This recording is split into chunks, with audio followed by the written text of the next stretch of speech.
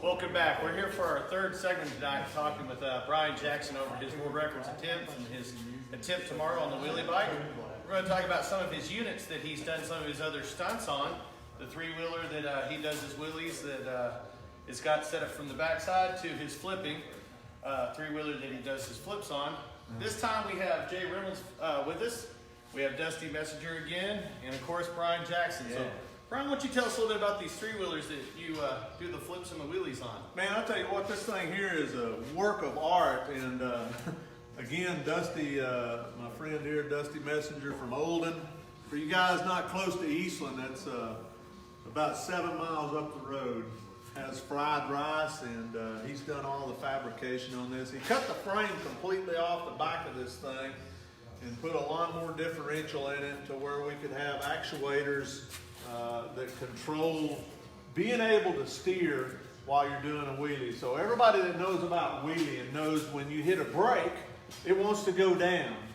So imagine learning to do a wheelie on a three-wheeler that has 5 brake calipers.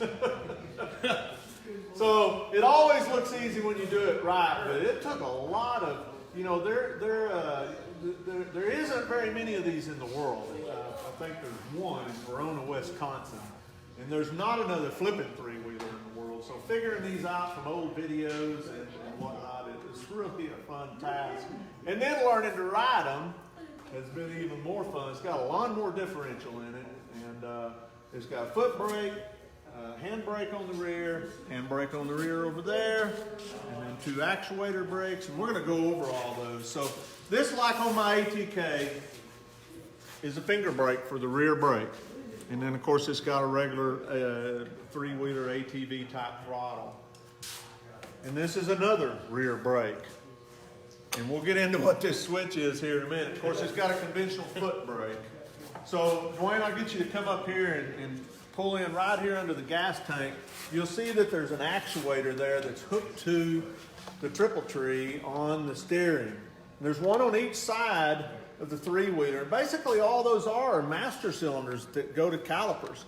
This is as far as that handlebar will turn, and what it does is it locks up the left outboard or right outboard brake that are actually off racing go-karts, tucked up under the rear wheels, and that's how you steer in a wheelie with this thing.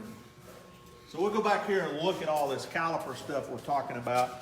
You see right out here, we've got the little bitty mini calipers and rotors off of racing go-karts. This differential unit's out of a lawnmower. So all this stuff here, Dusty built a new frame off the back of the three-wheeler, carriage bearings for all of the axle here, and the differential is like that in a car, meaning it's not a solid differential. So all the rotor, all of the calipers mounted here on this housing controls your regular wheelie, and then the outboard calipers and rotors is what controls the turning wheelie. Each one of these calipers here actually have 2 pistons in each one of them. You'll notice 2 brake lines going to each caliper. There's a piston inside of a piston, so that's how that operates. So you got 1, 2, 3, 4, 5, 6 calipers actually. I think I said 5 earlier. So all the gear ratio has been changed on this, and it's got the original Doug Domokos DG exhaust system on it. All right, everybody always wants to ask about this when they see it up front. I actually used this to set a world record in Oklahoma last year, laying down doing a wheelie, steering with my feet. Of course, when you're in the stands, it looks like I'm doing throttle and brake and everything with my feet. This is kind of tucked in here, kind of underneath the fender on purpose. You don't want to give away everything, right? So you got another brake right here, and then you got another throttle right there.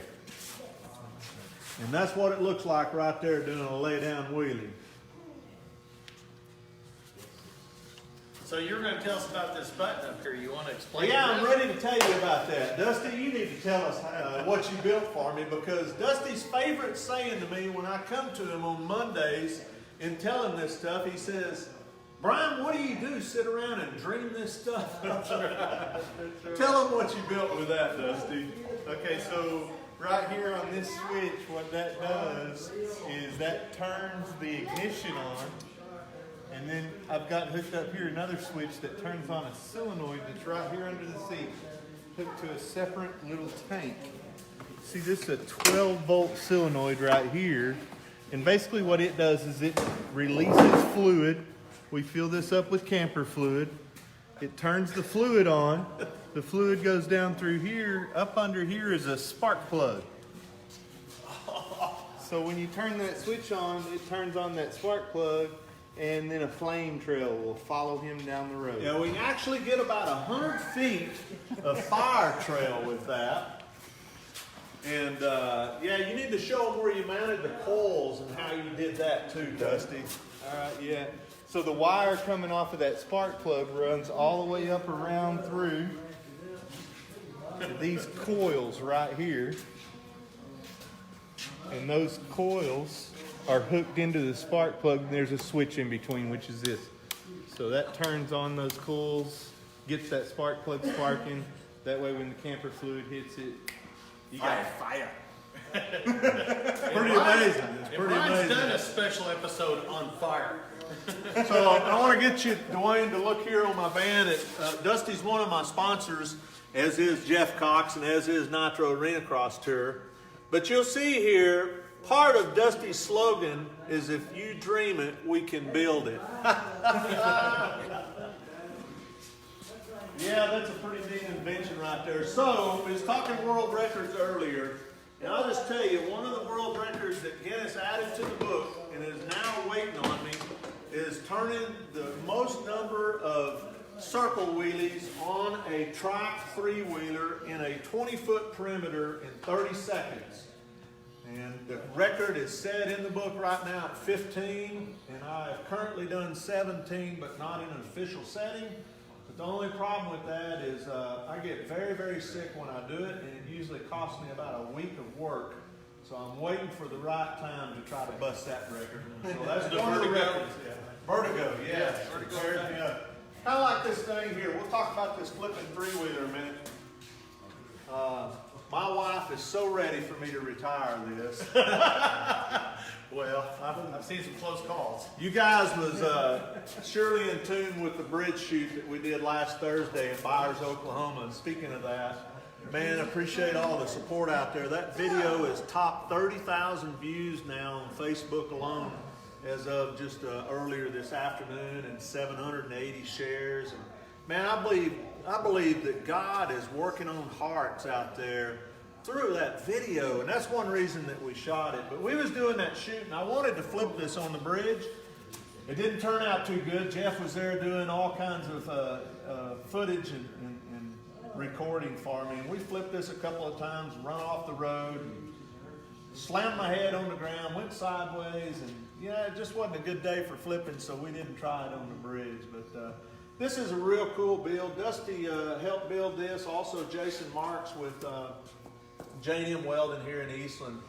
A lot went into this because there is no three-wheeler left in the world like Doug Domokos used. So we watched old videos, grainy videos, in order to figure this out. And this could be made to flip a whole lot easier and better than it does, but we wanted to keep it the way Doug Domokos had his. And that's been a very difficult situation. I'm going to let this down, guys, and bring it out here. We'll go over a couple of things.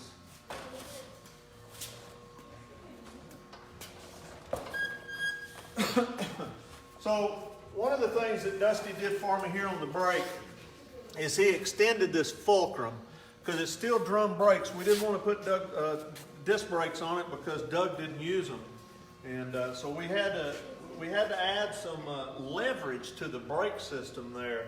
You'll also notice that this pipe is way off the ground. That means the three-wheeler has to go nearly straight up and down before you even have a chance at trying to roll this thing. And a lot of times what happens is it wants to go sideways because these bars don't go a lot further down. So that's one thing that makes it a whole lot harder. The first time we flipped this thing in public was in Topeka, Kansas 2 winters ago. We was in front of what, 3,000 or 4,000 people. and I went sideways and slammed that thing and broke the frame in half.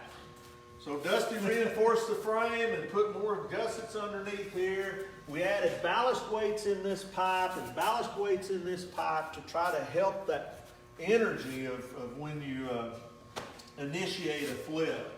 Another thing that we had to do is we had to change the gearing. Let's see if we can lift this up.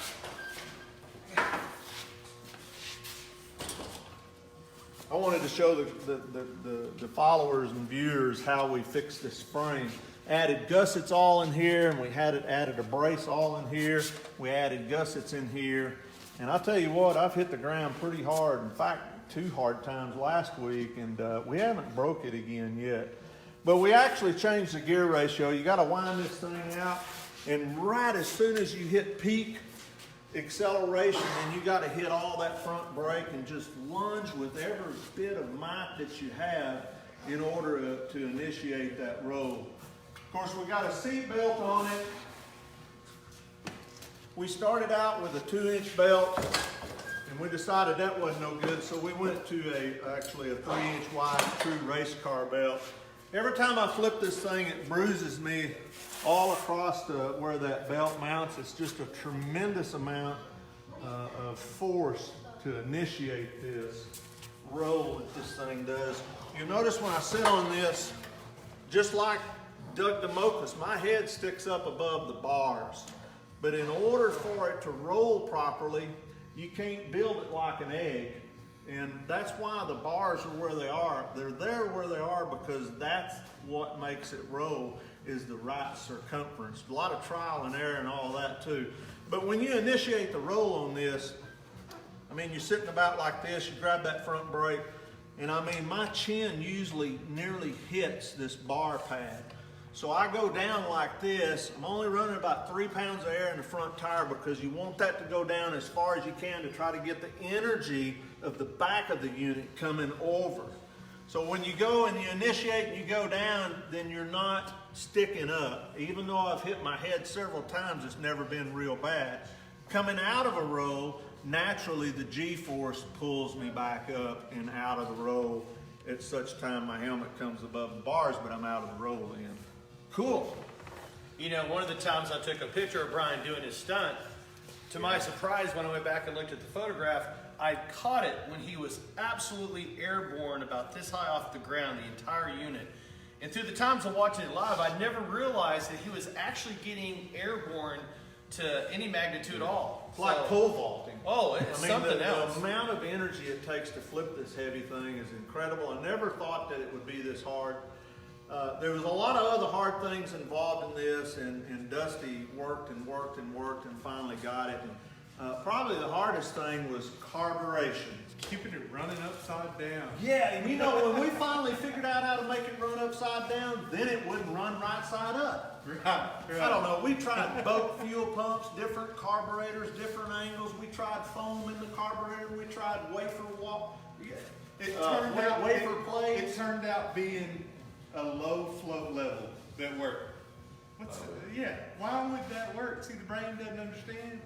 I still don't understand why a low float level will let it run upside down. So here's a good example of how this works. If you roll slow, all the fuel in the bowl goes down just like that and into the engine.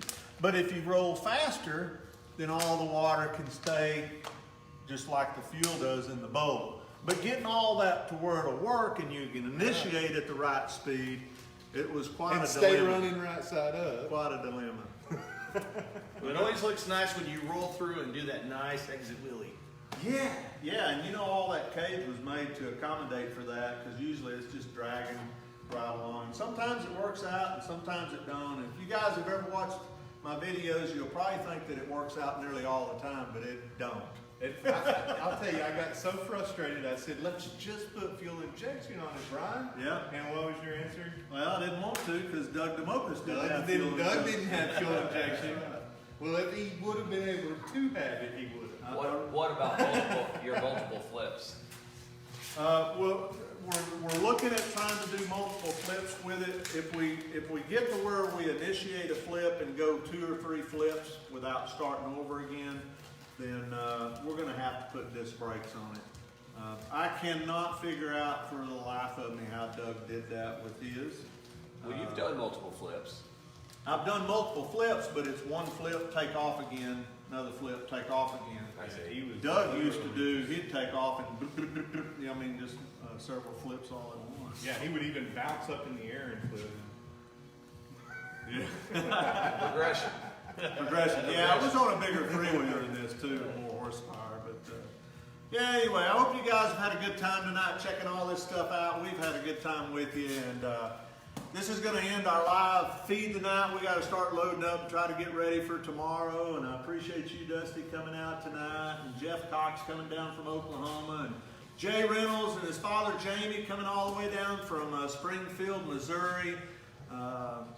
Hopefully, if everything works out right, Jay gets his voice back. He's going to be doing some live feeds tomorrow, probably starting around 8:30 to 9 o'clock, and then he'll be doing live feeds from within inside the van as we're going down the road. And I'm not going to be doing a live feed on the motorcycle, just got too many other things going on. But man, you guys pray for this tonight, and just don't pray for no rain and don't pray for no wind. Just pray for God's will to be done, because all this is just to honor and glorify Him and just love on people, and man, just have good fellowship.